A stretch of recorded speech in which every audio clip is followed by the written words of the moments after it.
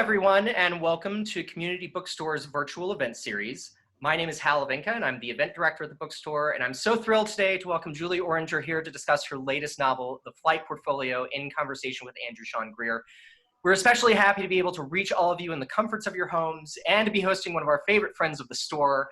And though I'd love to be able to cheers you all right now with some $8 Chardonnay, tonight is BYOB. So to our housekeeping, you should be able to see and hear our presenters, but they cannot see or hear you. So if you have any questions, please click the Q&A button that's just right here at the bottom of your screen, where you can submit a question. We'll try to get through as many of those questions at the end of the event as we can. There's also a chat button down here where I'll be posting a link to buy tonight's book, as well as a link to donate to organizations fighting racism and police brutality, if that is within your means. A caveat for tonight's event and all virtual events that we do, we're at the mercy of our home internet connections and server loads, so please bear with any technical issues that might arise during the program. We'll try to solve those quickly. And finally, we'll be adding more virtual programming through the summer and into the fall, so please do check in on our event listings or sign up for our newsletter to find out more. One that I'm going to mention, this Thursday, we're continuing our NYRB Classics series, hosting the inimitable Diane Johnson live from Paris to discuss her now classic work, The True History of the First Mrs. Meredith, in conversation with classics editor Edwin Frank. So again, you can find out more about our events on our website. So now a little about tonight's authors, and I'll get out of the way. Julie is the author of 2 award-winning books, The Invisible Bridge and the short story collection How to Breathe Underwater, both New York Times notable books. She is the winner of the Paris Review's Plimpton Prize and the recipient of fellowships from the Guggenheim Foundation, the National Endowment for the Arts, the MacDowell Colony, the Radcliffe Institute for Advanced Studies at Harvard, and the Coleman Center for Scholars and Writers at the New York Public Library. As mentioned, The Flight Portfolio is her latest novel. She lives in Brooklyn. And Andrew is the Pulitzer Prize winning author of 6 works of fiction, including the bestsellers The Confessions of Max Tivoli and Less. He has taught at a number of universities, including the Iowa Writers Workshop, been a Today Show pick, a New York Public Library Coleman Center Fellow, a judge for the National Book Award, and a winner of the California Book Award and the New York Public Library Young Lions Award. He is the recipient of an NEA grant, a Guggenheim Fellowship, and the 2018 Pulitzer Prize for Fiction. Not too shabby. He lives in San Francisco. So Julie and Andrew, the stage is yours. Let's lift a glass to the bookstore and to Hal, first of all, and to all of you. What are you drinking, Julie? Well, I call it the Greer. It's a summer drink. It's basically a gin and tonic with lemon and a twist. That sounds good. I've got Campari and SodaStream. Right. I guess it's a Campari and soda or something like that. People who were listening to the intros might have the careful listener might have noticed one event we had in common is that we were both Cullman Fellows at the New York Public Library, and which is a center for scholars and writers and artists to delve into the library collection. And you live in New York and you have an office and you do your research there.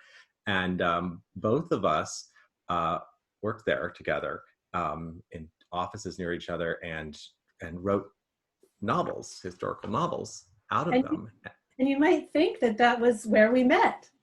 But in fact, I think by that time we had known each other for like 10 years.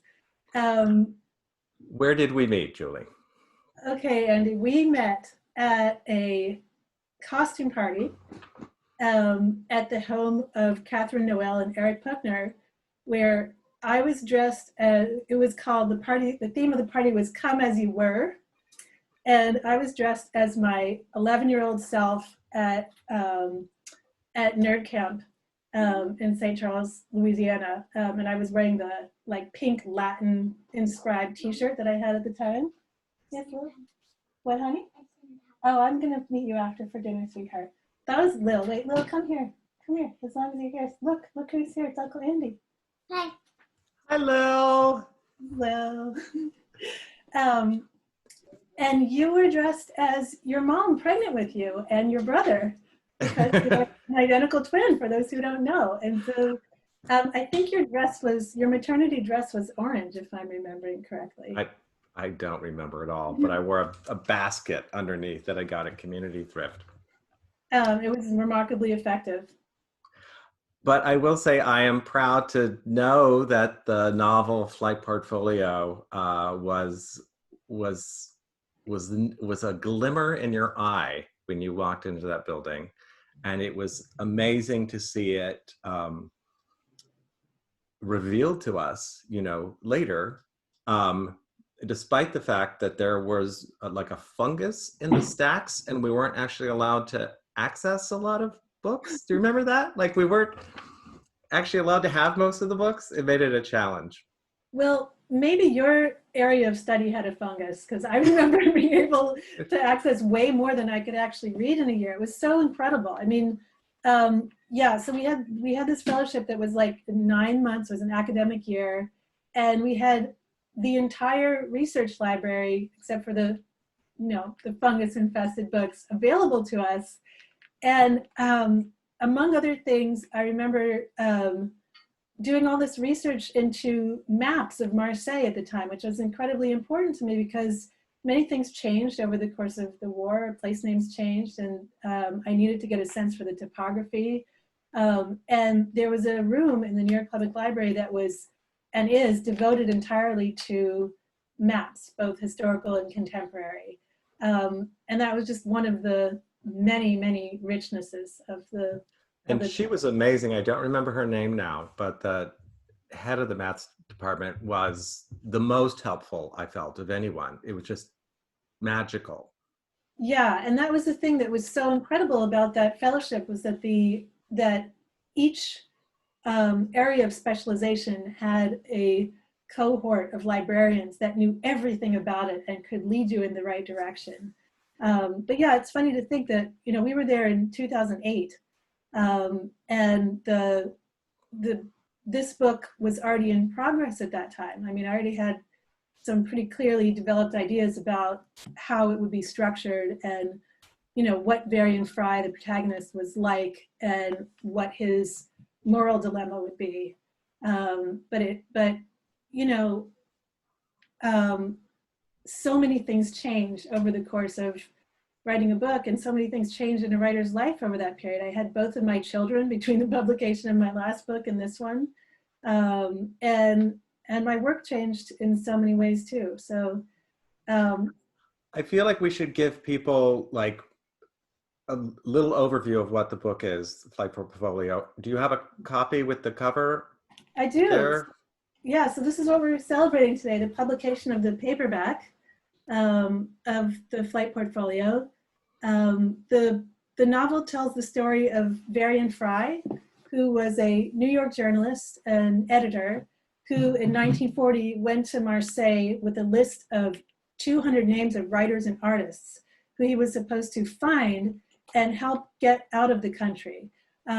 He was the on-the-ground representative of a group called the Emergency Rescue Committee that had been formed a few months earlier in New York with the express purpose of finding and saving writers and artists who had been blacklisted by the Gestapo, specifically writers and artists who were incredibly accomplished. People like Marc Chagall, Max Ernst, Hannah Arendt, André Breton, André Masson, people whose work was internationally known and whose political views would have put them at risk. My question for you is that, because I had the same process you did of like beginning a book, and I remember Colm Toybeen told me, who had a, oh, here's someone from Marseille. Yeah. We could talk about the maps of Marseille. He had told me before I went to the fellowship, because he'd had one 2 years before, he'd said, don't write your book while you're there, or it will become too researchy.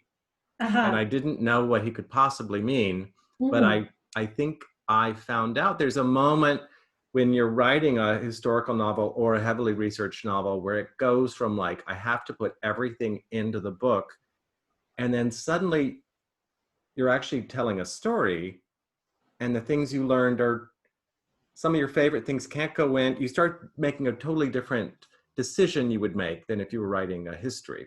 I mean, tell us about how that was for you.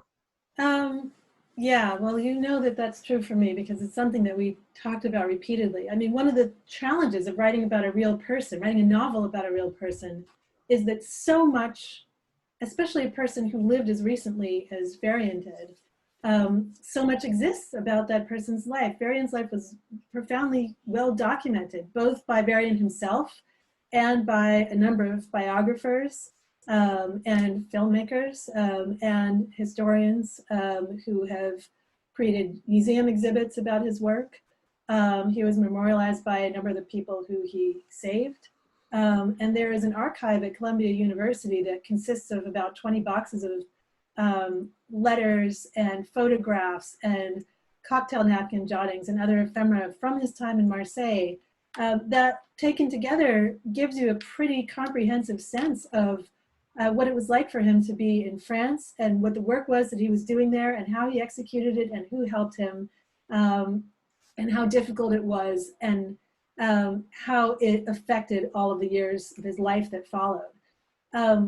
Given all of those materials, there were times when I felt like it was almost impossible to write this book. And it kind of only got worse when I went to Cambridge for a year and had that Radcliffe Fellowship, which was just absolutely incredible. It was a year to understand, for me, it was a year to understand what Varian's life would have been like when he was at Harvard. I had two incredible research assistants, Anna Hagen and Victoria Baena, who were the fiction editor and the editor-in-chief of the Harvard Advocate, respectively. Oh, wow. And they were just the most marvelous researchers for somebody who was writing a novel because they understood the workings of fiction. And so they were looking into Varian's old student files and making notes about what they found there and transcribing some of the letters from Varian's dad to the dean, trying to excuse Varian's ill behavior as a student. And there were records of every single place that Varian ever lived. And it just so happened that Victoria knew the women who lived in the dorm suite that Varian occupied when he was a student. And so I actually went to Varian's dorm room and stood at the window and looked out at the Charles River and saw the prospect that he would have seen. And there was just an infinity of doorways into his life. And so it did really feel at times insurmountable to try to go through the winnowing process that you just talked about. How do you do that? How do you decide what of all that stuff actually makes the book? But it was interesting. I was in a discussion earlier today with some other readers, and one of them said, did it make it easier to create this novel given the fact that it was bound in time by historical events? And I would say that was absolutely the case. I knew that I wanted the book to follow the arc of Varian's arrival in Marseille, his recognition of how difficult it was going to be to find the people he was supposed to save, the impossibility of getting them valid papers, not only their American visas, but also their French exit visas and passports, and then the money to leave the country, and then the physical means by which to leave.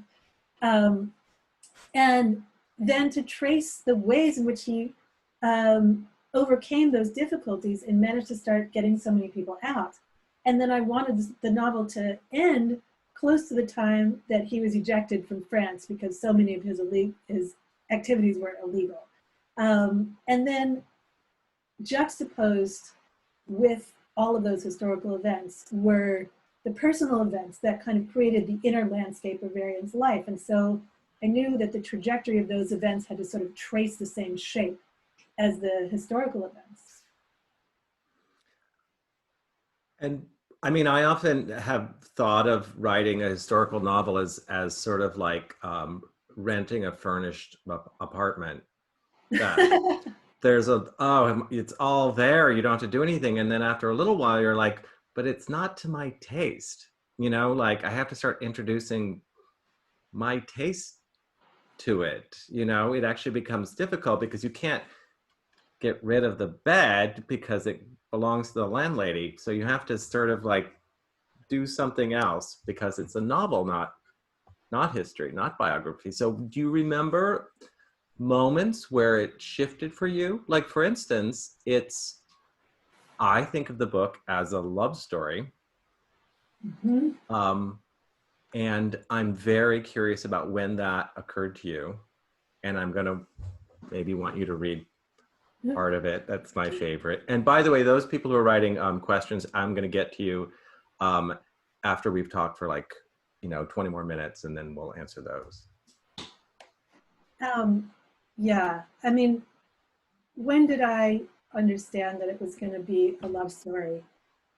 I think what I knew from the beginning was that there would have to be some powerful personal factors that affected the difficult decision making that Varian had to undertake in Marseille. I mean, his organization, having limited funds and limited time to get all these people out, required him to undertake this process of determination, of weighing one human life against another. And from the very start, I thought, God, there had to have been some really messy personal factors that would have weighted those decisions in one way or another. And because I understood from my research that he had had at least one important relationship with another man while he was in Marseille, and his marriage broke up soon after he returned from his time there, I figured that there were some powerful emotional events that occurred as a kind of concurrent force with the work that he was undertaking, and that he probably could not have written about at the time because it would have been kind of socially impossible for him to have been open about his relationship with another man. And yet I very much felt like that should be a part of the book, because that is what fiction can do. It can take what could not have been documented at the time and make it real for us now that we're living in a time when we can speak openly about same-sex relationships and whatever we want, basically. And so the character who becomes very important to Varian in this book, Eliot Grant, is somebody who he knew in his college days, who could plausibly have been someone who he worked with on the magazine that he started with Lincoln Kirstein when they were in college. I envisioned Eliot as someone who had lived with him in the same dorm, and for whom he had an absolutely irrepressible attraction that called into question every decision that he had envisioned making for the rest of his life. And the question that I was asking myself was, what happens when we're allowed to reevaluate a serious mistake, a serious decision that we've made earlier in our lives? One that we felt was necessary at the time, but that proved in a way emotionally deadening to us. And so when Eliot Grant appears in this novel, he's reappearing in Varian's life after a 12-year absence and reawakening the possibility that Varian need not live the kind of emotionally stunted life that he was living at that point. But of course, that would have introduced all kinds of other complications. And among them were professional complications, because as I envisioned the story, Grant is in Marseille because he is helping his lover look for his son who has disappeared. And he recruits Varian's help in trying to save this young boy who is a physics prodigy. And in the process of doing so, he requires Varian to have to make some very complicated calculations about how his organization's resources are going to be spent. And so there are a number of different levels and layers, I hope, of moral complication involved in that relationship. Can you read the little passage now that I asked for earlier? Yeah. Well, I would like that. So Andy asked me to read a passage that of a scene that involves Varian and this old friend Grant. This is after they're in the process of helping a number of clients escape. They've just accompanied them on a train and over the border from France into Spain, and then they've gone on together to Lisbon, where Varian has some work to do, and Grant is trying to locate this young man, his lover's son.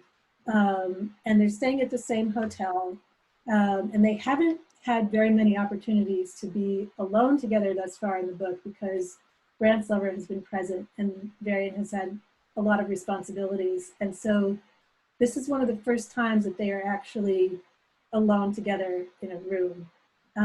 They're at their hotel, and Varian has just written a letter home to his wife in which he's described how he has accompanied these clients over the border with many perils involved, and how he's now going to do some work here in Lisbon. So Grant has been watching him write this letter. He's been sort of reading over his shoulder as he's been writing this letter in his hotel room.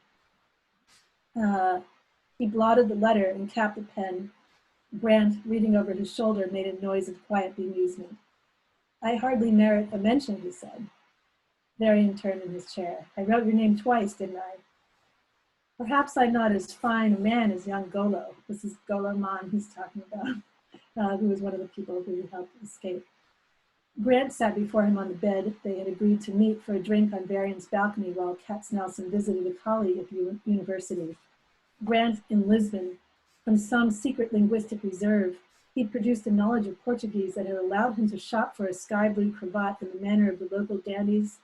In his pocket, a silver cigarette case filled with a set of Cuban cigarillos in a diminutive silver cutter. What could Varian have written to Eileen, his wife, about Eliot Grant, the apparition who refused to disappear? This is funny, Andy, because I've never read this out loud before. Good. Varian had nothing to hide as regarded his own behavior. Not that he and Eileen were in the habit of hiding anything. Eileen detested ignorance above all else, and most of all her own ignorance in personal affairs. When they'd agreed early on that a cosmopolitan marriage allowed for an occasional adventure on the side, they'd also agreed to be perfectly honest. It was no secret to Eileen that he'd had liaisons with men. She tolerated them as a peculiarity of his character. But how was he to be honest with her about Grant, when Grant's presence was still a matter of consternation and confusion? To be honest simply about the confusion seemed weak. To do otherwise would be to lie. But was a sin of omission better than one of commission? Both could be lethal. "Don't look that way, Varian," Grant said. "What way?" "Like you'd just taken a bite of glass." "For God's sake, can't we just have a drink or something?" Grant's eyebrows rose. "Of course, let's have a drink." Varian followed Grant out onto the balcony and poured them each a glass. Without thinking, he drained half his wine at the first sip. "Thirsty?" Grant said. "Don't you think I deserve it?" "Try to savor the lovely wine. There's no rush." "All right, I'll try to savor the lovely wine. But let's talk about something else, shall we? What do you think Admiral Tor told me at the British Embassy?" "What?" "There are 15 Nazi armored divisions at the border. Apparently, the Führer is trying to decide whether to move into Spain or to go east into the unoccupied zone." "Ah," Grant tapped ash from his cigarillo into a lozenge-shaped bowl. "So the Mons and the Werfels were lucky to get out when they did, and Gregor. But we've got to get to Tobias as soon as we can." "Yes, who knows how long we'll be able to use the Sabert route. And in the meantime, we're at the mercy of 1,000 caprices. If Tobias is game to walk a steep mile or two, we should be all right over the mountain. I'll remember the path. I made notes." "You'd better memorize them and burn them before you come back to Marseille." "All right."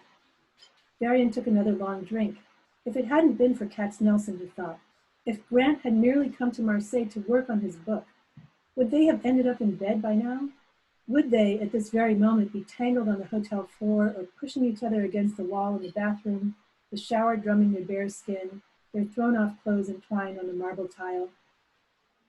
On my way back through Madrid, Varian forced himself to say, "I hope to meet the British ambassador, H.E., as Admiral Tor calls him." "Well, send my regards to His Excellency." "I'll do more than that. I'll tell him about Tobias if you'll let me. And I hope you will. You'd better use all the advantages you've got. The boy could be anywhere. You need a web of contacts to catch your fly, and so far we've got nothing." "Not true," Grant said. There's what Alma Werfel said." "About what?" "Zilberman. Maybe he knows something. If his daughter really was, or she says, being pursued by young Tobias." "That's right, but we don't know where Zilberman is either." "Then you'd better get looking as soon as you get home," Grant said, "particularly if the Führer plans to take the rest of the country. And I'll see what I can learn from here. I suspect our people aren't the only refugees in town." And perhaps Tobias has already found his own way out and is hiding somewhere nearby. Careful asking around, though, Grant. You never know who's listening. I'll be careful, he said, and a silence settled between them, a space that seemed to fill with electric charge. Someone had better say something else, Varian thought, but he said nothing, and Grant said nothing, and the space filled and filled. It took scarcely a moment, scarcely a tremor, for his thumb to contact Grant's sleeve, there on the table as Grant reached forward to tap his ash. Grant saw it and failed to remove his arm. They sat that way a long moment, Varian's thumb against Grant's sleeve. They had entered a kind of standoff. Then they both laughed, and Grant refilled Varian's glass. I don't know where to start with that section. I feel like if this were a geekier interview, I could start by pointing out all of the very carefully laid in details, from blotting the paper to cigarillos with a little clipper on them, that are things that most people have forgotten ever existed. Or a voice that can go from telling you something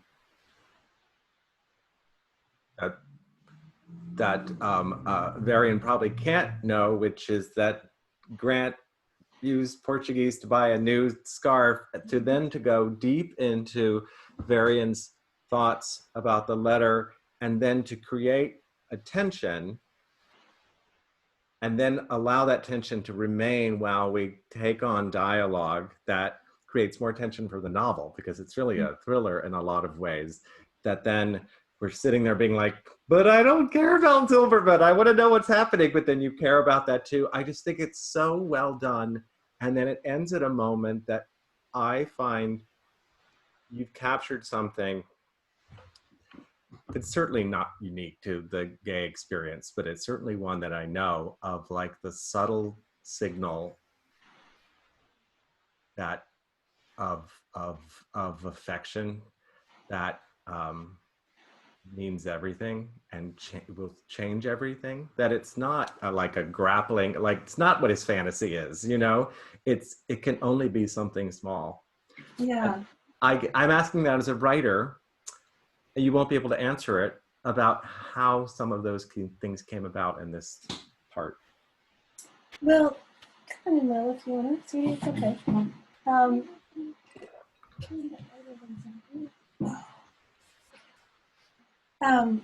Well, it's so interesting, because I think that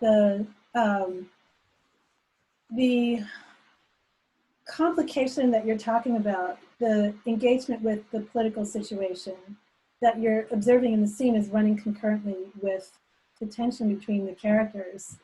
I mean, that was what I envisioned that the characters themselves were grappling with. In other words, their political situation, the work that they're involved in, is so pressing, it's so important, that any attention that they pay to each other, any attention that they're paying to this attraction that they cannot deny between the two of them, feels like a kind of betrayal. But at the same time, they can't ignore it, because it's present. It's like, it's a physical presence in the room. And it takes up all the available space in the room, such that they can hardly concentrate on what's happening with Zilberman and Katznelson, even though that is vital and is potentially life-saving. And so I felt them struggling with those questions throughout the course of the book, just as I imagine that Varian must have struggled with similar, with a similar kind of problem, as he was both involved in this work that was incredibly difficult for him to undertake and meant the difference between life and death for his clients. And yet, as he was pulled toward a relationship with somebody in Marseille who completely upended his world, and who I think had a profound effect on how he lived after that. And I think that must have been true for, for so many people who are doing similar kinds of work in Marseille and elsewhere, that the urgency of the political situation and the vital nature of what they were trying to do was only a part of the picture. And I feel like the difference between kind of straight up history and the novel is that the novel can dwell in in that emotional territory without feeling like it's betraying the history in some way. I've had many questions from readers about that, you know, about whether I felt a kind of, whether I was violating some kind of moral code by spending as much time as I do in the novel on the characters' emotional relationships. But I felt like it was the opposite in a sense. I felt like by dealing with the necessary complication of emotional life that was going on underneath all of this other work, I felt like I was, you know, I don't know, maybe excavating or bringing to light something that we all deal with, which is like the way that our personal lives can't stop because of political events and how they become knit up in a way that complicates and perhaps even furthers them both. I mean, I always think that often novels are not about what we say they're about at all. I wouldn't say this is about your book, but that in that scene in particular, that the historical construct is the occasion for us to read on to get to a thumb on a sleeve. And it's really the thumb on the sleeve. But we would never read a book that was just thumbs on sleeves the whole time. You know, we need an occasion to get there, but it is, our emotion comes out at a moment like that. And especially for this book, which I think I already said, it's gripping like this. It's like searching for this person and trying to save that person. And did they make it over the mountains? And like, now we're moving here. It's that, I don't think I have time to figure out how you wrote all the sort of cat and mouse that goes on. But I feel like you've done the same thing in so many of your books, which is one of the reasons I feel like, I don't know, it's just been so much fun to get to read your work, and such a like unbelievable help for you to be able to read my work over the years. I think about the book that you were writing while we were at the Cullman Center, The Impossible Lives of Greta Wells, where you lived in a number of different historical periods, all within the same small circumference of the West Village, where against a variety of historical backdrops, we saw a larger emotional arc playing out for the characters that that revealed to us the kind of persistence of love in over a kind of variety of historical settings. And I just thought it was so moving and so remarkable to see how you did exactly that, which was to find the inward detail that didn't feel like it needed a backdrop, you know, of history, but felt like that it existed almost outside of history, and that created the kind of universal thread that makes us love, you know, reading books that evoke real human emotion in whatever historical period they occupy, you know. I mean, I think of Marguerite Yourcenar's amazing novel, Memoirs of Hadrian, Yeah. where we feel this connection. We feel a kind of vital understanding of what love felt like for that person at that time. And we're reminded of the universality of that feeling, which is, I think, one of the reasons literature can be timeless in the way it is. I've been reading, it must be here somewhere, this sounds so pretentious, but translations from the Greek anthology is what the collection is called, by Kenneth Rexroth, who was a beat poet. And I just love them because every one of them, you recognize the feeling. There's nothing obscure about it. Some of them are dirty and some of them are woeful. And the feeling that something from 2,000-3,000 years ago, that person wrote something. Yeah. It's like a prediction. They predicted your own experience. It feels unbelievable, like, you know, Nostradamus or something. And it makes me understand the value of at least poetry, hopefully novels. Yeah. Doing that. Yeah, I totally agree. And it was one of the things that really animated the writing of this book. You know, I felt like this urgency around the issue of giving voice to somebody who would have been silenced at an earlier time, to a love that would have been hidden at an earlier time, so that, you know, there might be some connection to somebody who could read about this now. You know, I mean, I don't know that that impulse is ever conscious, but it does, it speaks so clearly to the feeling that I've appreciated from the very beginning of my reading experience, where you just feel a kind of commonality of heart with the people who populate the books you love, you know. And it's amazing that we can feel those connections. You know, this is the second novel in a row that I've written from the point of view of a man, which was not something that I really planned to do. It was not something that I thought about very consciously. But I remember that when I was writing The Invisible Bridge, the book that preceded this one, I had a lot of anxiety about that at the outset. I thought, oh my God, you know, can I write from a man's perspective? All my short stories are basically from the points of view of women. And what will that be like? Will I be able to capture that experience accurately? And this was, you know, once again, a man's perspective. But when I was writing this, even though it was from the point of view of somebody who actually existed and whose life had been so well documented, both by Varian himself and by the others who wrote about him, I didn't have that same fear, because I think that the process of writing the first book showed me that it's not really about gender. It's not really about the time that somebody inhabits, even though it's important to be able to inhabit those differences from ourselves fully and with deep research. It's about what it feels like to live those particular moments of that person's life, and to try to fully imagine in kind of emotional detail what they wanted and what was important to them and what animated them from early day.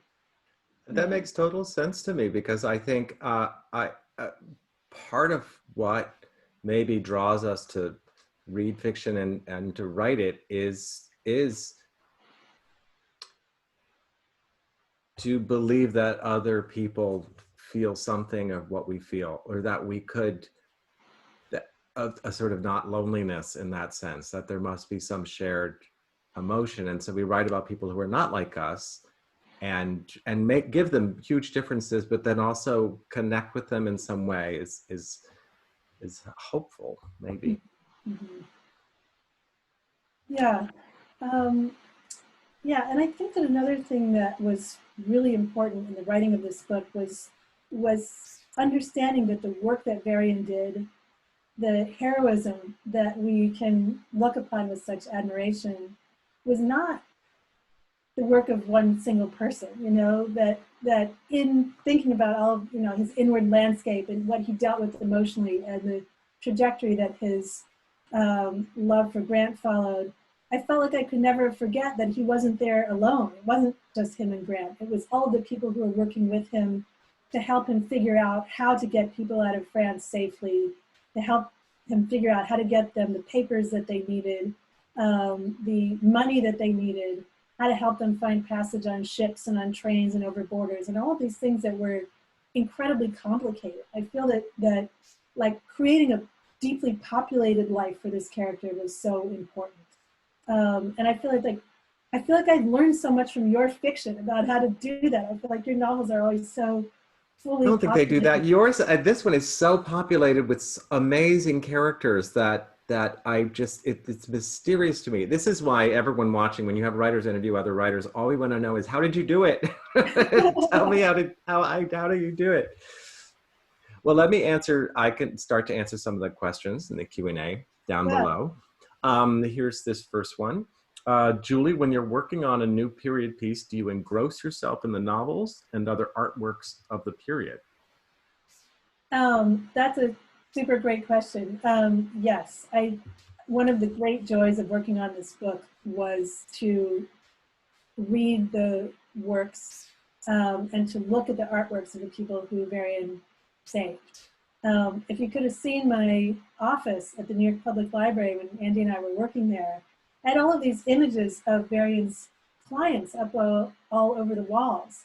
Chagall and his wife and his daughter, Chagall's works, André Breton, André Masson, and all of the art that that they were creating during the time that they were there in Marseille, and that they made afterward, after they had managed to get to safety. And I had this one photograph of a very young Hannah Arendt up on the wall, and I just remember looking at her face and thinking about the fact that when Varian started helping her, the only work of hers that existed in the world was a graduate student thesis that Walter Benjamin had said was absolutely remarkable. And on the basis of that one work, he made an argument to some others, who then made an argument to Varian that he should save her. And reading her work and looking at that photograph of her and thinking about her sense of peril. She was there in Marseille with her husband who was ill, and knowing what was going to come afterward artistically and philosophically for her. It just was incredible. It was so much to grasp, to think about what would have been lost had this one person decided not to undertake the work that he did, with all of the difficulties that it entailed. That's amazing. Here's someone who loved your book. Were there any plot lines or characters or scenes that you had to cut and were especially difficult to say goodbye to? Characters, plot lines, or scenes that I had to cut. I did not cut any plot lines. I cut many scenes. There was this, I remember getting the manuscript back from my incredible editor, Jordan Pavlin, after she read the full draft for the first time. And they were like, the manuscript was like this thick, it was like 900 pages. And there were about 1,200 Post-it notes that were just interleaved in the pages, where she was, suggesting cuts and suggesting moving things and telling me what was repeated and what was unnecessary.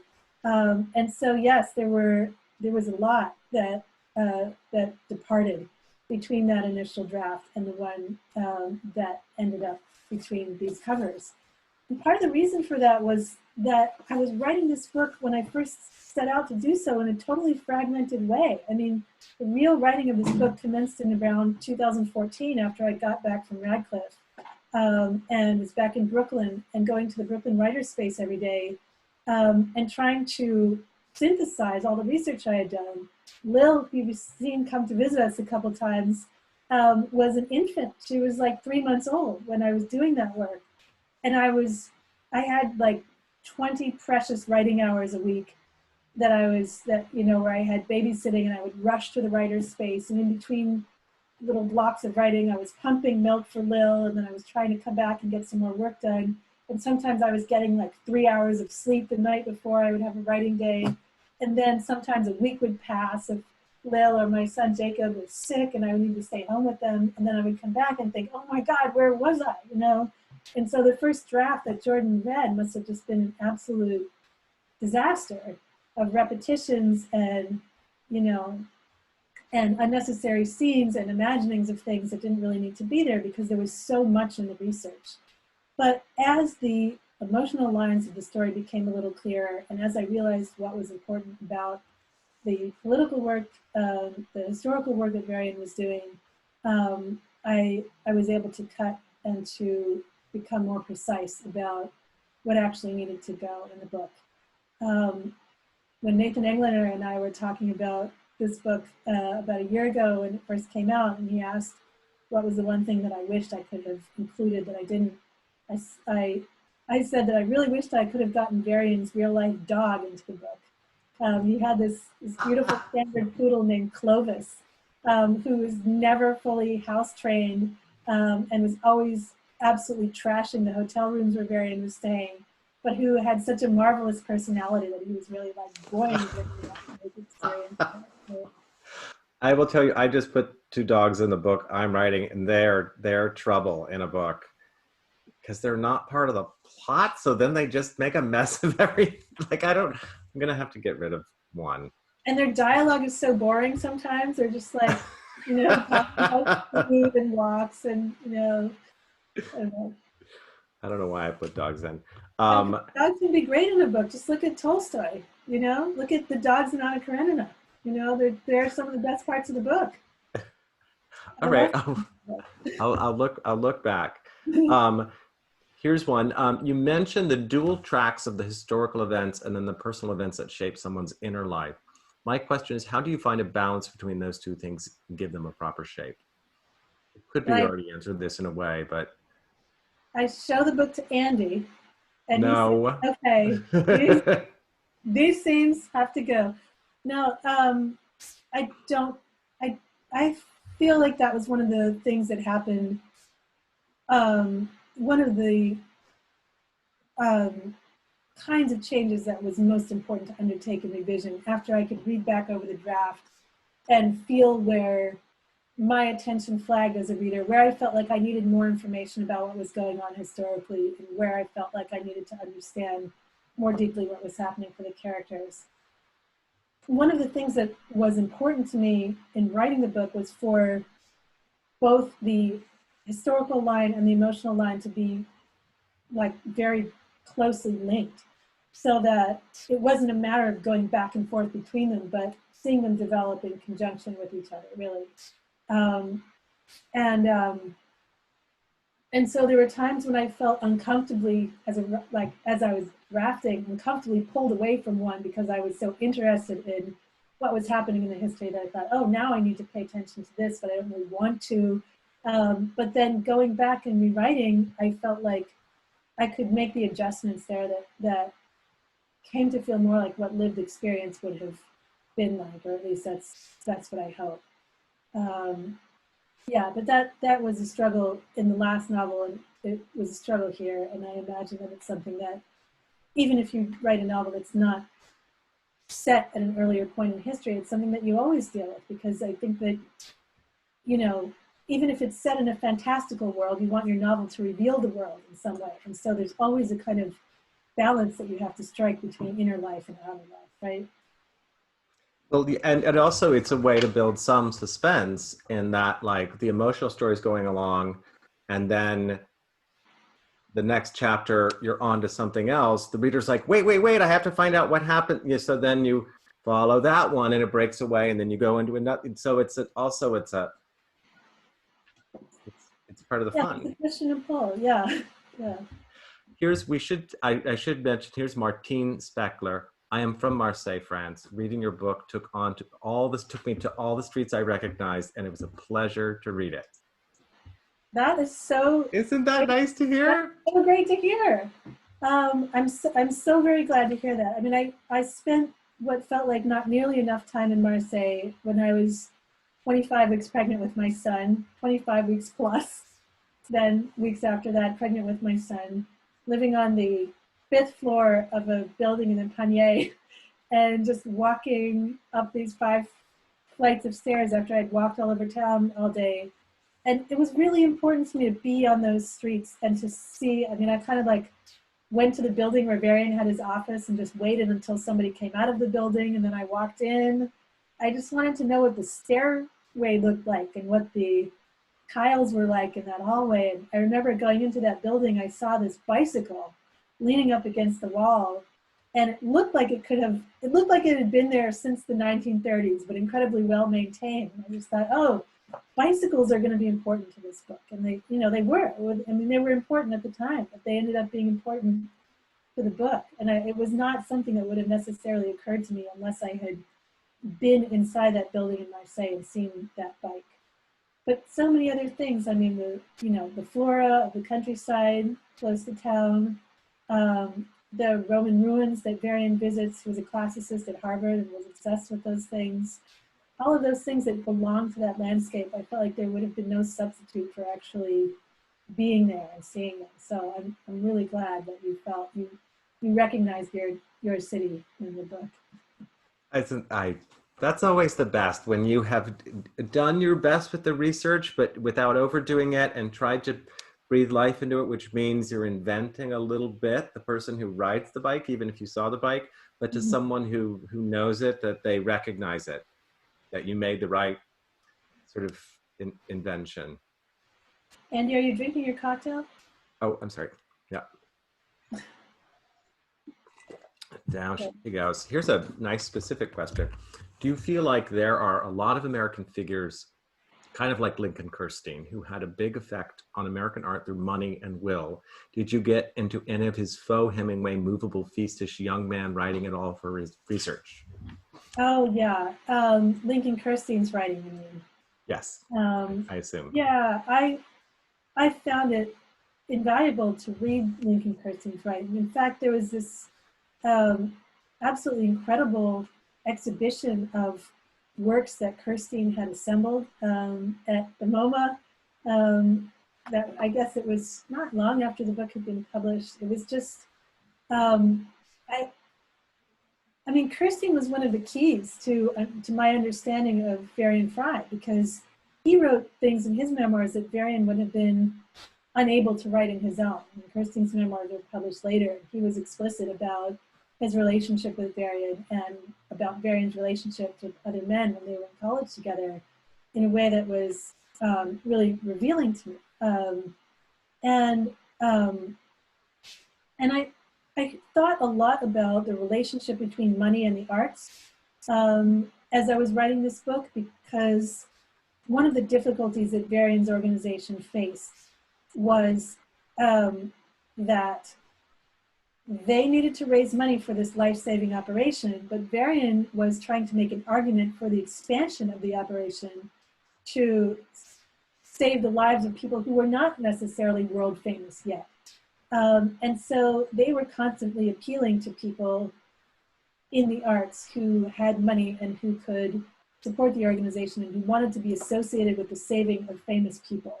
But Varian, from his side, was constantly trying to expand the mission to include people whose works were lesser known. But Varian himself participated in the difficult work of fundraising for his organization even after he got back. So the novel's title, The Flight Portfolio, comes from I guess what you would call a fundraising vehicle. It was some years, I mean, it was more than 10 years after he got back, that he went back to France to try to assemble a portfolio of work from artists who he had saved and others who were sympathetic to his cause, to raise money for the Emergency Rescue Committee, which continued to exist after his time in Marseille, and which still exists today in another form. It's now called the International Rescue Committee, and it's doing incredibly important work, helping refugees all over the world. And so he assembled this group of lithographs called the Flight Portfolio, which was then printed in a series, I think, of 500 or so, and then was sold to raise money for the Emergency Rescue Committee. It still exists. It's out there. They have it at the offices of the International Rescue Committee in New York. And for the purposes of this novel, I envisioned it as having existed sooner and in a slightly different form. I imagine that one of the artists there in Marseille would have wanted to compile work of some of the other artists who were imperiled as a way of communicating to the people back home what was going on, because it was difficult for a lot of Americans to grasp the degree of peril that European artists were facing at the time. But again, that's this kind of sometimes uncomfortable conjunction between art and money, as art tries to make an argument for itself, a commercial argument for itself, that doesn't always translate into sales of the work. So it continues to be very complicated, but it's one of the it's one of the threads that runs throughout the novel, how to create the financial power that will allow for the saving of these artists' lives, and how the artists themselves can contribute to that project. How do you, this is now me asking, how do you deal, we are looking back on a historical moment and we know more than they knew, or we see what they refuse to see in some ways?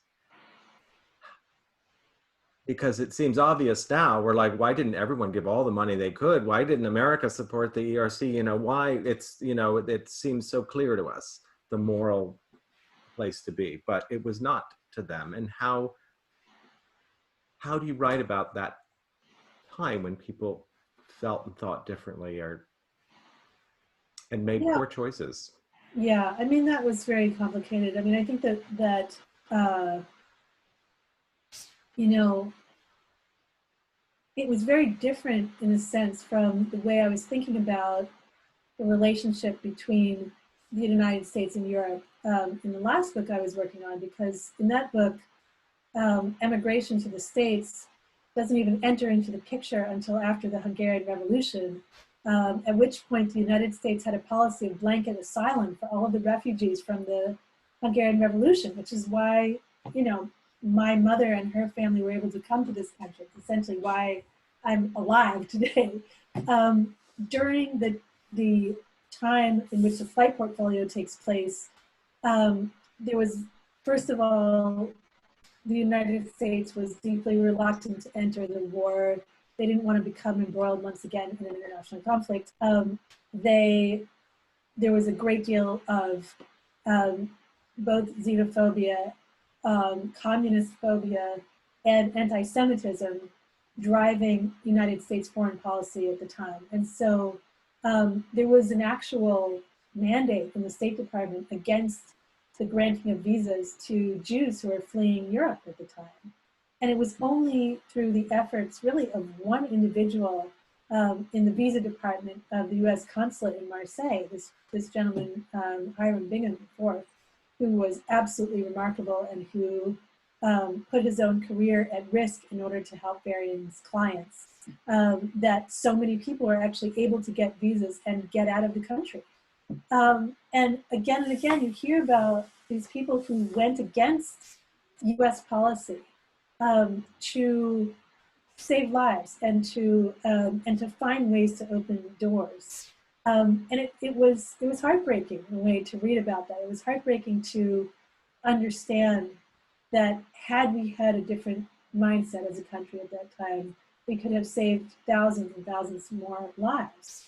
But the interesting thing was that when I was writing this book, you know, Obama was just being elected president. I mean, you and I, Andy, were wearing those sequined T-shirts at the Cullman Center that said, "Yes, we were."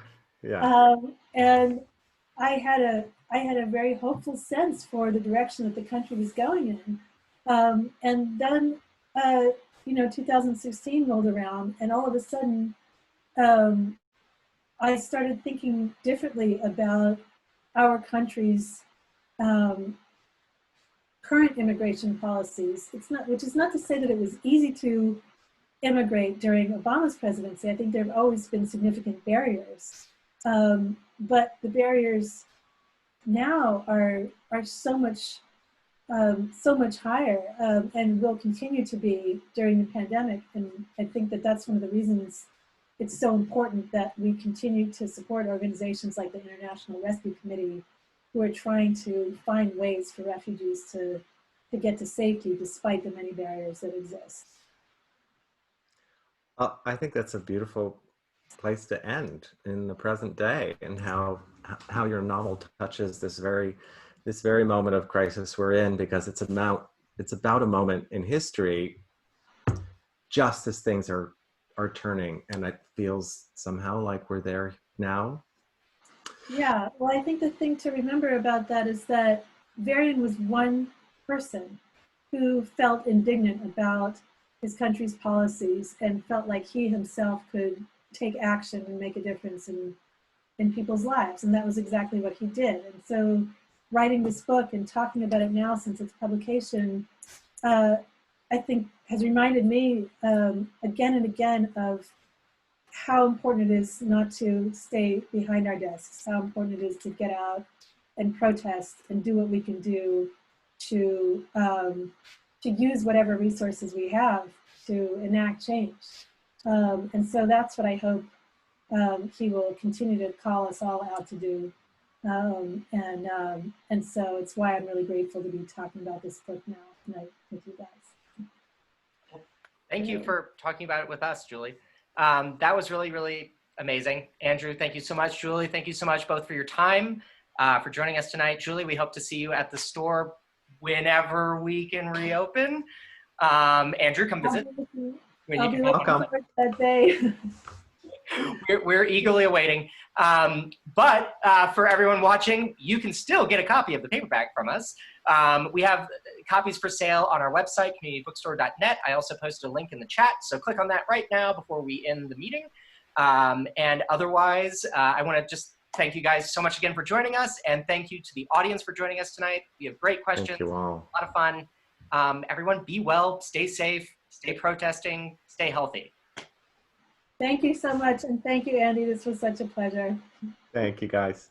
Bye. Have a good night. Bye.